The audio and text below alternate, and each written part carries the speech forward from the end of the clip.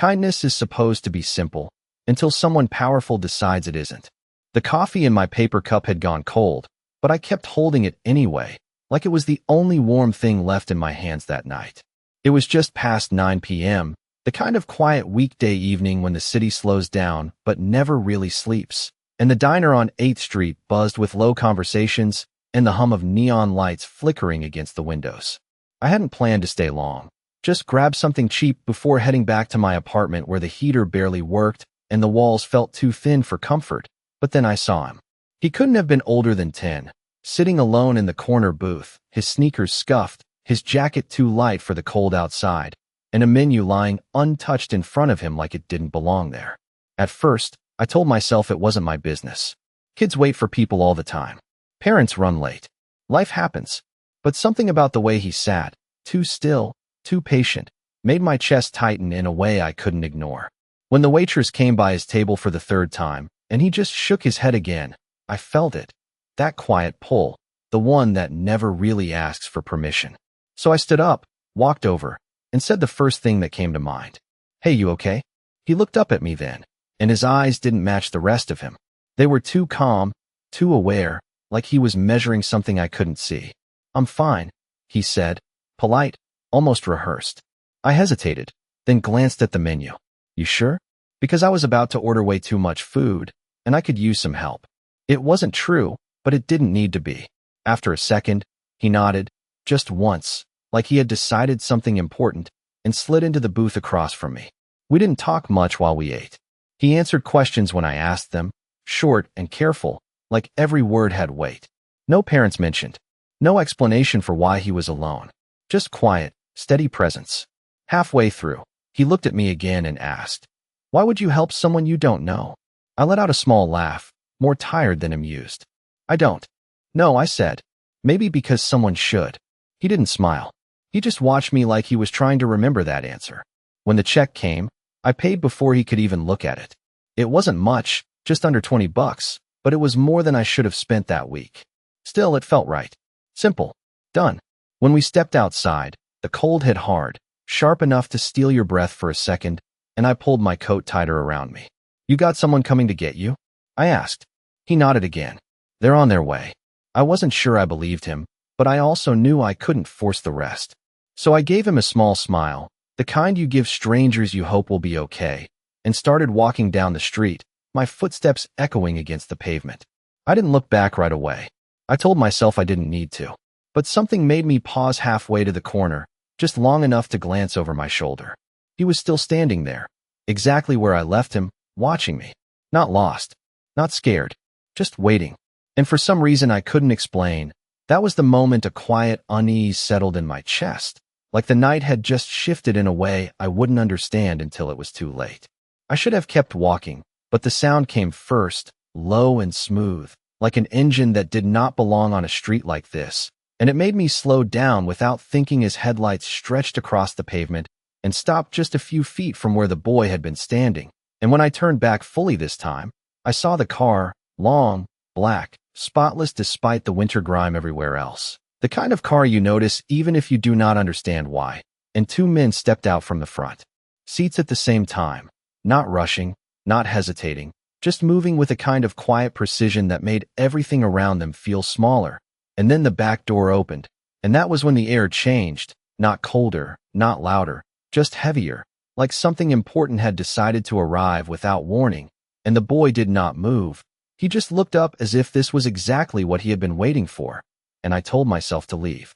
To mind my own business. But my feet stayed planted on the sidewalk like they had forgotten how to listen to me.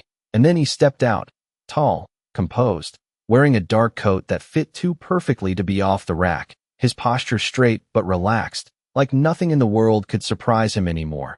And even from across the street I could feel it, that quiet authority that did not need to announce itself. The kind that made people lower their voices without realizing why.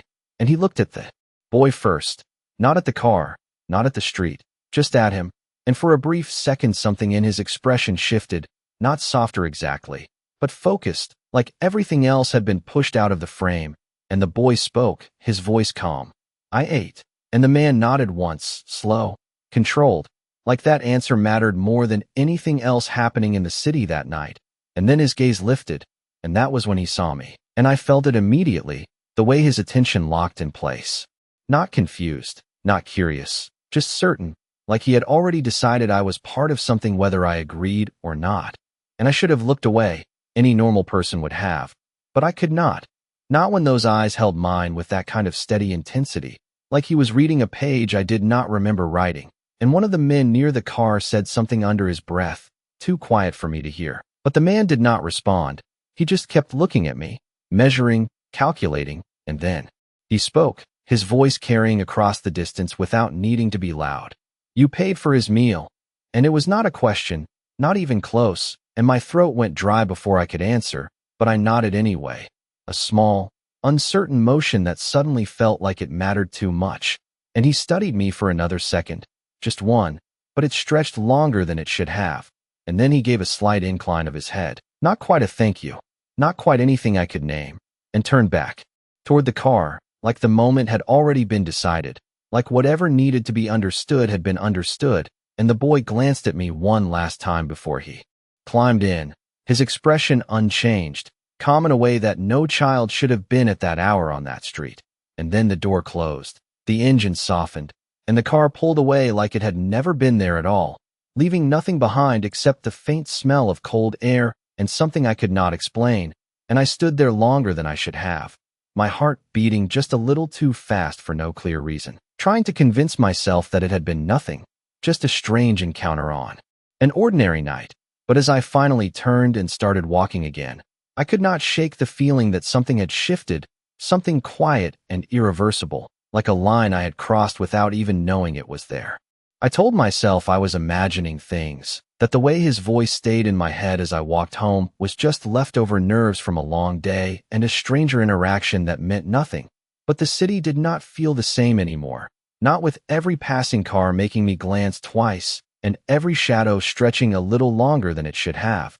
And by the time I reached my building, the old brick one with the flickering hallway light and the mailboxes that never fully closed, my shoulders were tight in a way I could not shake, like I had carried something invisible all the way from that street corner, and I fumbled with my keys more than usual before finally getting the door open and stepping inside where the smell of old carpet and reheated dinners wrapped around me like something familiar and safe, or at least it used to feel that way, and I told myself again that it was nothing, just a boy, just a meal, just a car that happened to stop at the same time I looked back.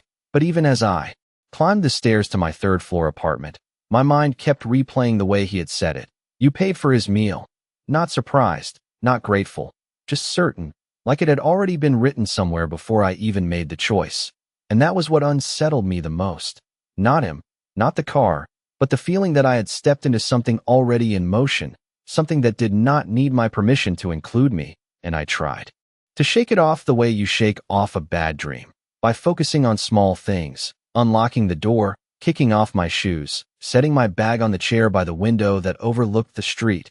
But even that felt different now, like the quiet of my apartment was not as private as it used to be, and I stood there for a second longer than necessary, staring at the reflection of the city lights in the glass, wondering why my chest felt tight when nothing had actually happened. And then my phone buzzed on the table, sharp enough to make me jump, and I almost laughed at myself for reacting that way until I picked it up and saw the screen. An unknown number, no name, no message preview, just a blank notification that should not have meant anything but suddenly did, and I hesitated, my thumb hovering over the screen while a strange thought crossed my mind, not logical, not reasonable, just there, that maybe this was connected, that maybe the night was not done with me yet, and I shook my head, forcing myself to breathe, forcing myself to remember who I was before 10 minutes ago, just Emily. Just a normal person in a normal apartment in a city full of strangers who did not notice each other. And I opened the message, expecting spam, expecting nothing. But instead there was a single line, clean and simple, no punctuation, no explanation, just words that made my stomach drop before I even understood why. You should not walk alone at night. And I stared at it, reading it again. And again like it might change if I gave it enough time. But it did not. It stayed exactly the same. Calm, controlled, and suddenly the room felt smaller, the walls closer, and I turned toward the window without thinking, my heart picking up in a way I could not slow, because some part of me needed to check, needed to know. And when I looked down at the street below, there was nothing obvious, no one standing there, no car waiting with its lights on, just the usual late-night traffic moving through like it always did. And that should have been enough to calm me. It should have ended there, but instead it made something worse settle in, something quieter and deeper, because whoever sent that message did not need to be seen to be close. And that was the moment I realized this was no longer just about a boy or a meal or a coincidence on a cold night. This was something else entirely, something that had already found me, and I had no idea how far it was willing to follow. I did not sleep that night. Not really. Just drifted in and out of something shallow and restless where every small sound felt louder than it should have, like the hum of the refrigerator or the distant siren 3 blocks away. And every time my phone screen lit up from some random notification I did not care about, my heart jumped like it was expecting that same message again. The one I could not stop rereading even after I told myself to ignore it, because it was not threatening, not exactly. But it felt like something else, something that assumed I would listen. And that was what unsettled me most, the quiet certainty behind it. Like whoever sent it already knew I would take it seriously. And when morning finally came, gray light slipping through the blinds and stretching across the floor, I felt more tired than if I had not tried to sleep at all. But routine has a way of pulling you forward whether you are ready or not. So I got dressed, grabbed my bag, and stepped outside into the cold air that felt sharper than the night before, like it had been waiting for me. And I told myself today would be normal. It had to be, because that was how life worked. Strange moments happened, and then they faded. But as I walked down the street toward the subway, I noticed things I had never paid attention to before. The same black sedan parked across from my building that I could not remember seeing last week. The way a man standing near the corner glanced up when I passed, and then immediately looked away, like he had been told not to stare. And maybe it was all in my head. Maybe I was connecting dots that did not exist, but the feeling stayed, quiet and persistent, like a shadow that did not quite match the light. And by the time I reached the subway entrance, I found myself checking behind me without meaning to, just once. Just enough to confirm that no one was obviously following.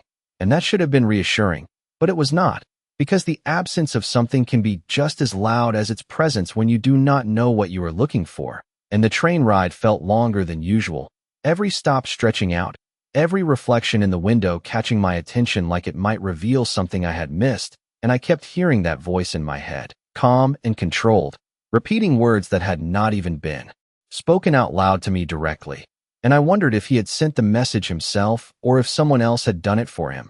And I realized I did not know which answer would be worse. And when I finally reached work, the small bookstore where I spent most of my days shelving paperbacks and ringing up customers who barely looked at me, it should have grounded me, should have pulled me back into something familiar. But even there, something felt off, like the quiet was too perfect, like the world had adjusted itself just slightly out of alignment.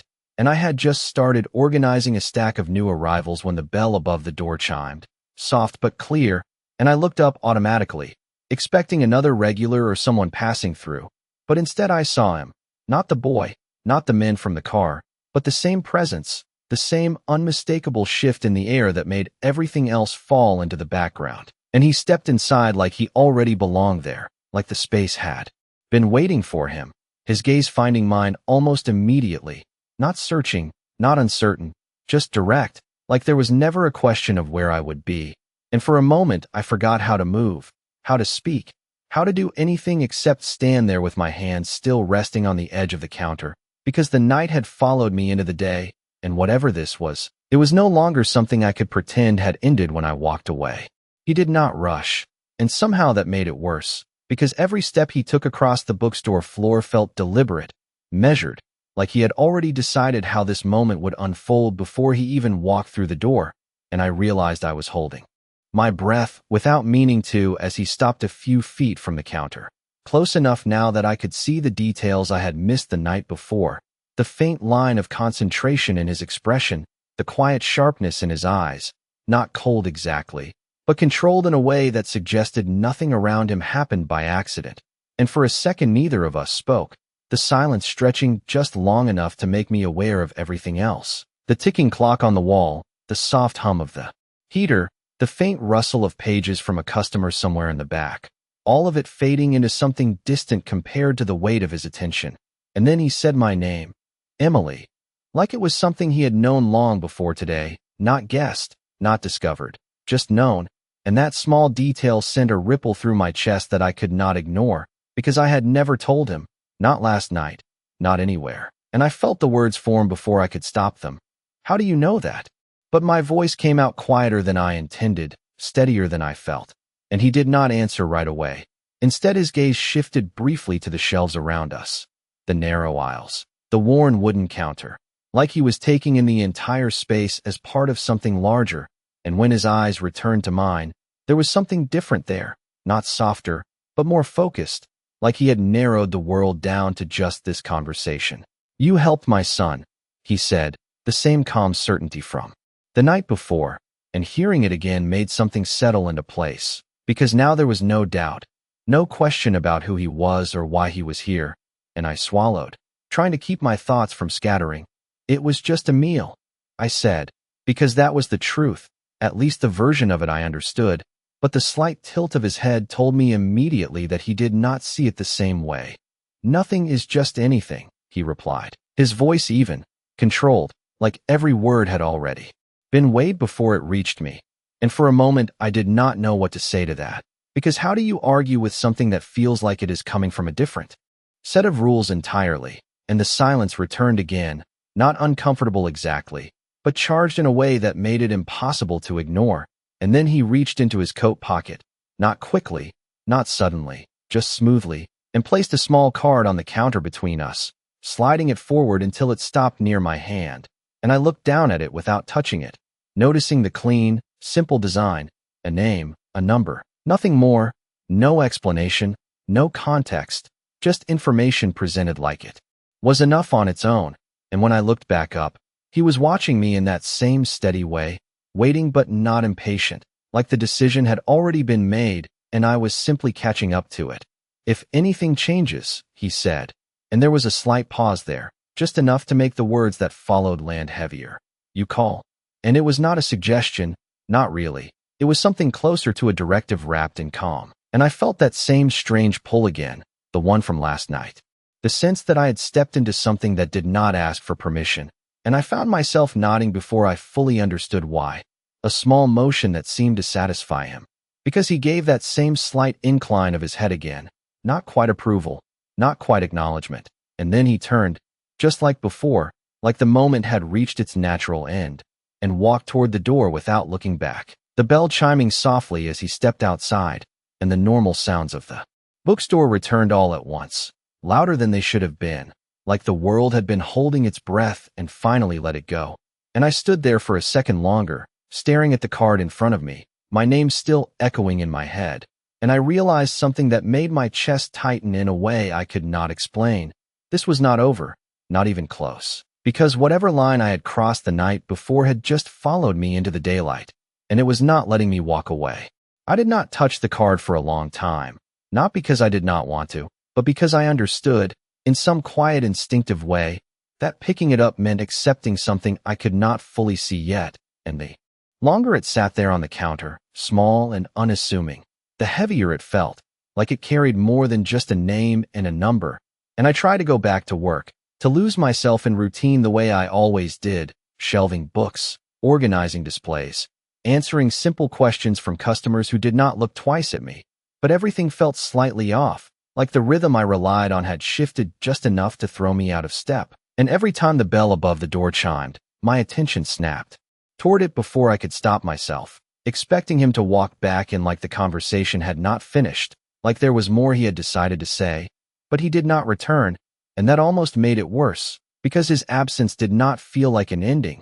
It felt like space, like something waiting, and by the time my shift ended, the sky outside had already started to dim, the soft gray of late afternoon turning into something darker, heavier, and I stood there for a moment with my coat in my hands, staring at the card again, knowing I could leave it behind, pretend none of this had happened, but my fingers moved before my thoughts caught up, sliding it off the counter and into my pocket like the decision had been made somewhere deeper than logic. And the walk home felt different than the night before, not quieter, not louder, just more aware, like I was noticing every detail in a way I never had. The sound of footsteps behind me, the reflection of passing cars and store windows, the way the wind cut through the buildings and carried distant voices that blurred into something indistinct. And I kept telling myself this was all in my head, that I was letting one strange encounter rewrite the way I saw everything. But then my phone buzzed again, and this time I did not hesitate. I pulled it out immediately, my heart already beating faster before I even saw the screen, and there it was. Another message from the same unknown number, just as simple as before, just as controlled. You made it through your shift, and I stopped walking without meaning to, the words sinking in slowly, because it was not a guess, not a coincidence. It was a statement, like someone had been aware of my day without needing to ask about it. And I looked up instinctively, scanning the street around me, the people passing by, the cars moving through the intersection, searching for something I could not define. But everything looked normal, too normal, like the world had decided to keep its surface intact, while something underneath shifted quietly out of view. And I typed a response before I could talk myself out of it, my fingers moving faster than my thoughts. Who is this? And for a second, nothing happened, just the cold air, the steady noise of the city, the feeling of standing still while everything else moved around me. And then my phone buzzed again, the reply appearing almost instantly. Someone who keeps his word. And I felt that same chill from the night before settle deeper this time, because I knew exactly what that meant without needing it explained, knew exactly who it was even though he had never said it directly. And I realized something then that made it impossible to dismiss any of this as coincidence or imagination. This was not random. This was not chance. This was intentional, controlled, precise, and somehow, without asking, without warning, I had become part of it. And as I slipped my phone back into my pocket and started walking again, slower this time, more aware, one thought stayed with me, clear and impossible to ignore. He was not just watching to see if I was safe. He was watching because he had already decided I mattered. The word mattered lingered in my mind longer than it should have, not because it was flattering, but because it felt dangerous in a way I could not fully explain. And the more I thought about it, the more I realized it was not the kind of attention you could simply ignore and walk away from. It was the kind that followed, that stayed, that quietly adjusted itself around your life until it became part of it. And I tried to push it aside as I reached my building, telling myself that I still had control, that this was still my routine, my space, my choices. But even as I unlocked the door and stepped inside, I felt that same awareness settle over me again, like I was no longer completely alone even when I should have been. And the hallway light flickered once as I walked past, the sound of my footsteps echoing slightly louder than usual, and I caught myself glancing over my shoulder without meaning to, not because I expected someone to be there, but because some part of me had started to anticipate it. And that realization made me pause halfway up the stairs, my hand tightening around the railing as I took a slow breath, trying to steady something that did not feel steady anymore. And when I finally reached my apartment and closed the door behind me, I leaned against it for a second, letting the quiet settle, listening to the familiar sounds of the space I had always trusted. But even that comfort felt thinner now, like something had shifted just enough to let something else in. And I told myself again that this was all just a reaction, that nothing had actually happened, that no one had crossed any real line. But the thought did not hold the way it used to, not after the messages, not after the way he had looked at me like my life was something he could step into without asking. And I pushed away from the door, moving through the apartment in small, automatic motions, setting my bag down, turning on the light, checking the window even though I knew it would be locked. And that was when I noticed it. Something small, something that should not have been there, resting on the edge of the table near the window where I had not left anything that morning, and my steps slowed, without me telling them to, each movement more careful than the last as I approached, my mind already trying to explain it away. Maybe I had forgotten, maybe I had left it there without thinking, but deep down I knew that was not true.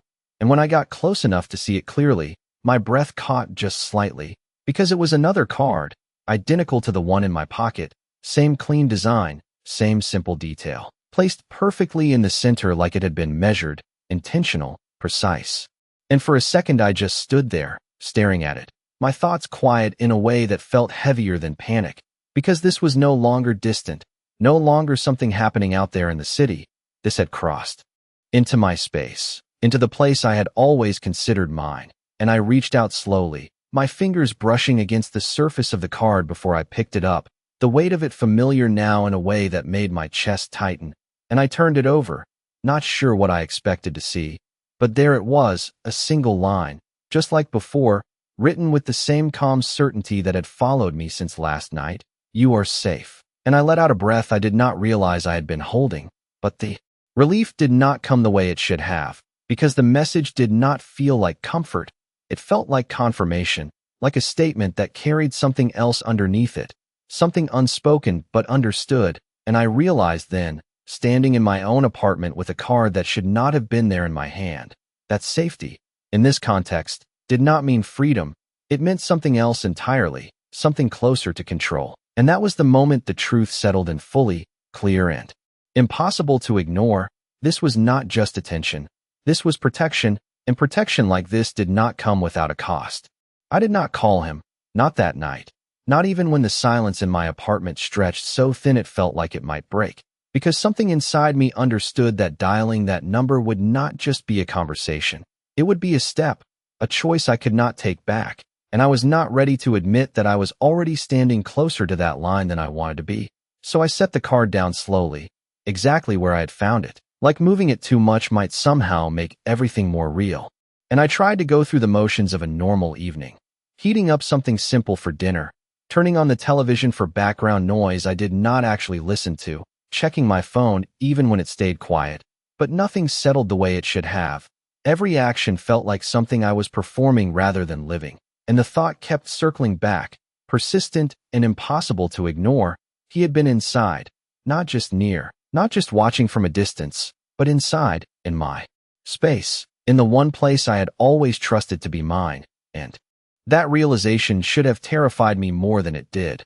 But instead it left me with something more complicated, something that sat somewhere between unease and a strange, reluctant sense of awareness, like I was being seen in a way that was too complete to dismiss. And I found myself standing by the window again, looking down at the street below where everything continued as usual, cars passing, people walking, the same rhythm of the city I had always known, and yet it felt different now, like there was another layer underneath it that I had never noticed before, something quieter, more controlled, and somehow connected to him. And I wondered how long that layer had been there. How many times I had walked past it without realizing. How many decisions had already been made around me without my knowledge. And that thought should have made me pull away, should have made me want distance. But instead it made me want answers. And that was what unsettled me most. Not the fear, but the curiosity growing alongside it. Because curiosity meant engagement, meant I was already leaning towards something I should probably be stepping back from. And I exhaled slowly, my breath fogging the glass for a brief second before disappearing, and I reached into my pocket, pulling out the first card he had given me, holding it between my fingers like it might weigh more than it did. And I stared at the number for longer than necessary, tracing it once, twice, memorizing it even though I knew I would not forget.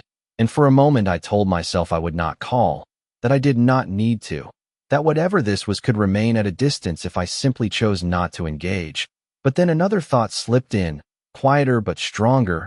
What if distance was not an option anymore?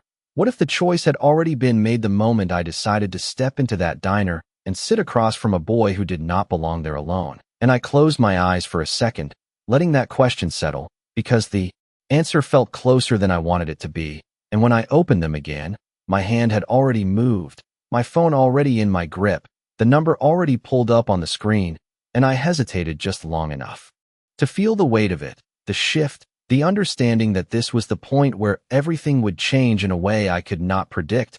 And then I pressed call, the sound of the line connecting quiet but undeniable in the stillness of the room. One ring, not even a full second before it was answered, and his voice came through immediately, calm, steady, exactly the same as I remembered, like he had been expecting this moment all along. Emily, he said, not surprised, not questioning, just certain, and I felt something settle into place inside me, something I could not name but could not ignore, because in that instant, it became clear that I had not just stepped into his world, I had already been standing in it longer than I realized. For a second, I forgot how to respond, because hearing my name in his voice, clear and certain, without hesitation, made it feel like I had just confirmed something he already knew, not started something new. And I realized I was gripping my phone a little too tightly as I forced myself to speak. "You knew I would call."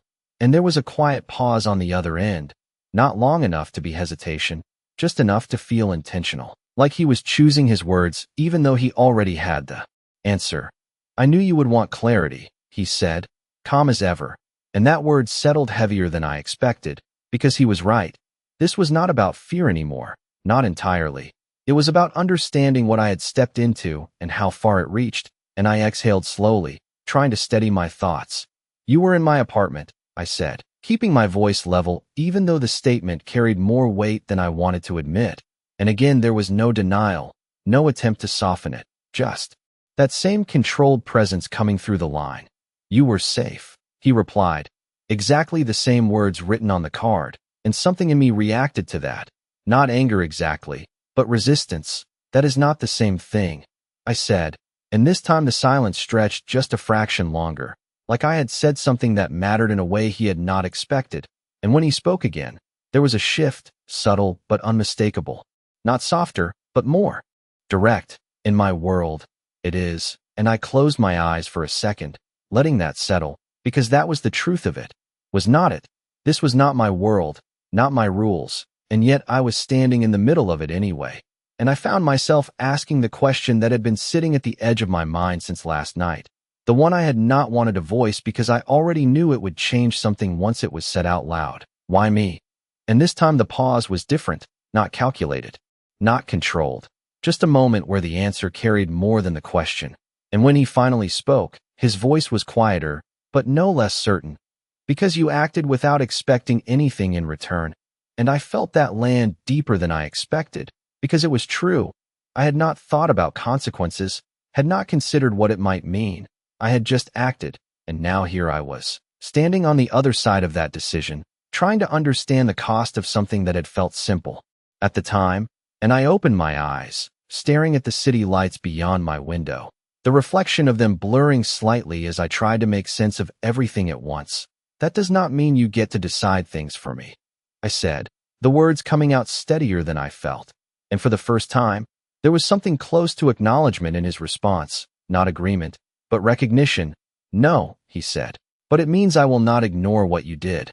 And that was when it clicked, not fully, not completely, but enough to shift something in my understanding. This was not about control in the way I had first assumed, not entirely. It was about something else, something rooted in a system I did not know, a logic I had not been part of until now.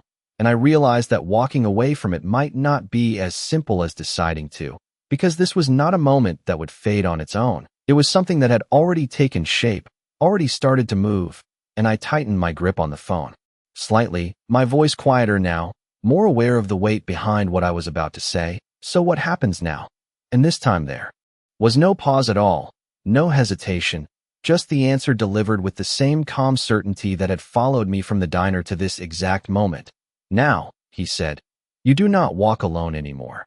And the words should have sounded like reassurance, like safety, but instead they settled somewhere deeper, somewhere more complicated, because I understood what they really meant.